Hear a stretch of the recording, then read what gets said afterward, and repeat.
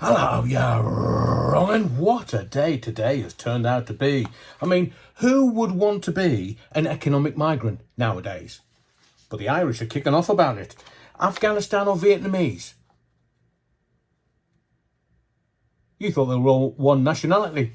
No Albanians in there, surprisingly. But these OCGs, these organised crime gangs that every politician is talking about, and nobody can identify them, yet a Daily Mirror reporter goes across to France and finds where they're being stored. That's the economic migrants, of course, not the OCGs. So if a reporter can find it, why can't governments? Anyway, it's now kicking off in Ireland. You know, there's a town just outside of Dublin called Newtown, and the locals have had enough. Well, I say the locals have had enough. It's sort of, well, yes, they're kicking off, but they're kicking off in a namby-pamby-pingo liberal way, which is not really kicking off. It's just kicking off and shouty bits and hold a placard up and go, we're not very happy.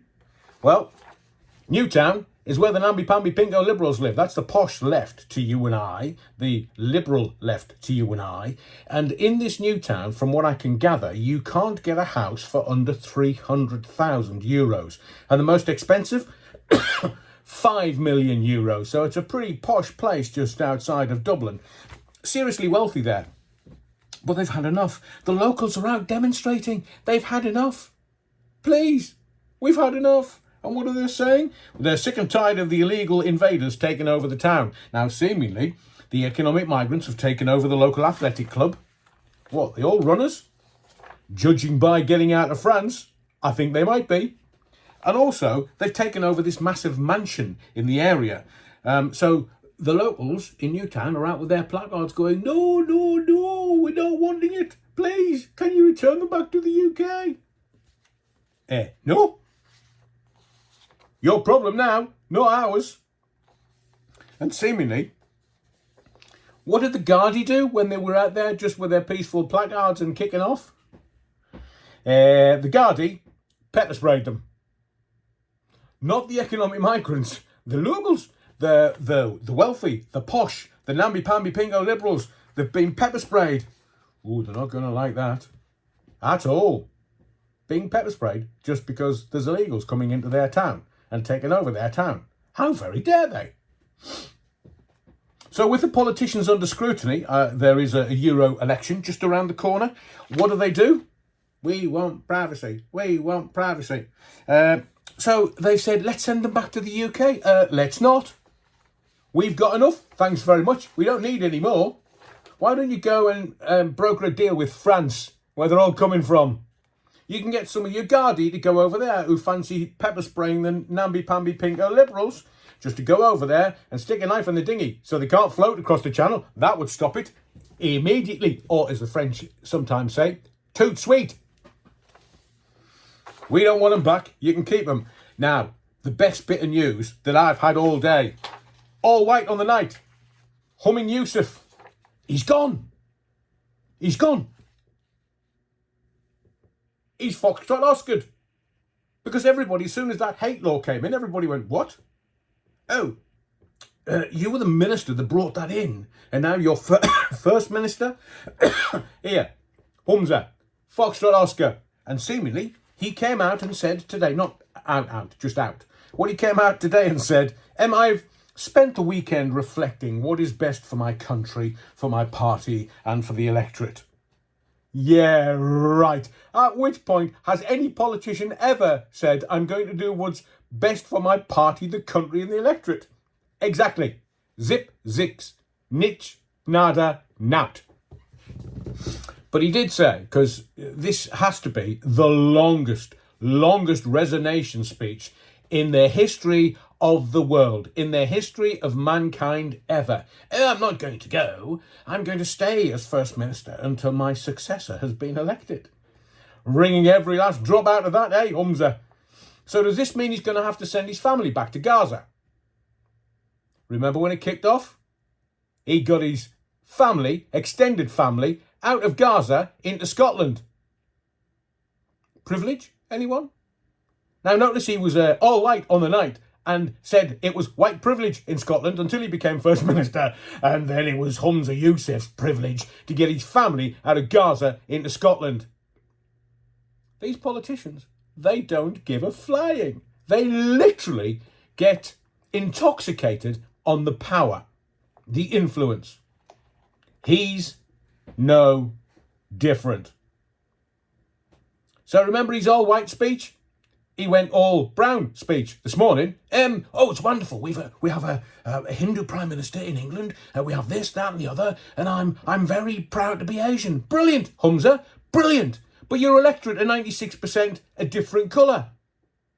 Why didn't you just say you were proud to be Scottish? You were proud to serve the Scottish people rather than milk it, mate. First Scottish Asian First Minister, and he never shuts up about it. And he never shut up about it today. It's got nothing to do with skin colour. It's about being right for the job, right for the people, serving the people. Remember that, Humza? Serving the people. Do you have any recollection what that's about? Serving the people. No matter the country you're in, serving the people of that country. Instead of bringing in a law which everybody turned around and went, what? Hate? What do you mean? That means Police Scotland's going to spend most of their time dealing with your BS, mate. And I watched his resignation speech and I just thought, for foxtrot's sake, why don't you just... Right, lads, I've thought about it over the weekend. I'm off. See ya. Everybody would have got it. Instead, the only person he never thanked were the cleaners at Bute House.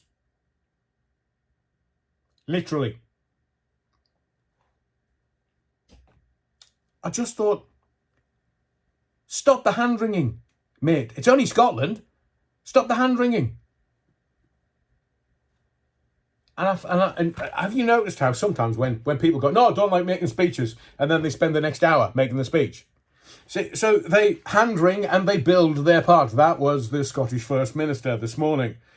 It's a toxic culture war that is being promulgated by the toxic, not by the good man and woman on the streets who try to do the best by their community, their family, their country maybe. There's nothing better than a bit of national pride. He said, and I quote, "Oh, the last few miles of the marathon is always the hardest." Speak for yourself, mate. If you're daft enough to run a marathon, I know my limitations. I'm anaerobic. Sorry, I'm a sprinter. Quick twitch muscles. Don't run marathons. I'm not that stupid. So I just, my notes, one of the lines that I wrote in my note was, "Dear Lord, how long is this resignation speech going to take?" And then Humza Foxtrot Oscars, and I thought, here, Humza, mate, Foxtrot Oscar, and when you get there, Foxtrot some more. Because we're all sick of you. Because we know what the deal is. You put a law in place so that we could have it in England. Well, thanks very much, mate. That's not going to happen. Unless, of course, you're the Labour Party with a 200-seat majority. So the best bit, the really challenging thing for Humza, who's resigned, so he'll kind of stay there as the exec in charge until they vote for somebody else and elect him, is, well, he's not First Minister anymore. And there's a journalist in the room who were all making notes, and the last question that Humza Yousaf had today at the end of his resignation speech that must have taken 3 hours. I lost the will to live. I was going to literally rip my innards out and offer it to them if he would stop. If somebody would make that speech stop. The last journo question. First Minister, have you left the SNP in a worse state than you found it? Oh, brutal journos in Scotland. Brutal. But he was told, mate, off you go. He said it was best for the country, party and the electorate. You bet your sweet bibby. So the First Minister's gone in Scotland. Scotland heaves a sigh of relief. And it's a light news day. You can tell it's a light news day because there's absolutely nothing going on. But let me tell you, You can tell it's a light news day when one of the major mainstream media newspapers, their main story, a double-page spread, is plastic bags. Supermarket plastic bags. They're not doing what they're supposed to do. So remember, it was all the plastic bags were going into landfill. So we have to look after the planet. Climate change. Plastic bags are causing climate change. So we all have to look after it. The planet, not climate change. So the Daily Mail reports on the bags for life swindle. It's meant to cut plastic waste to help the planet, except the majority are not recycled. They're a major new revenue stream for those thieving oiks during the pandemic. All they did, the supermarkets, was they cut the variety on the shelves. So you would do as you were told and you would buy what you were told to buy. Except you couldn't buy any toilet rolls, obviously. So the revenue, we find out after most of the newspapers said, hey, it's going to go to charity. Do you know that the revenue doesn't actually have to go to charity? And it would be interesting to see the supermarket's defence on how much they've given to charity over the last 5 years.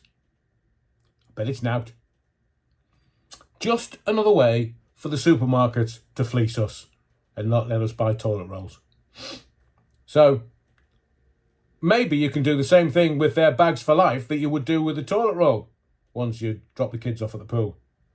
So this pandemic, the supermarkets all profiteered. Did they give any money away to charity?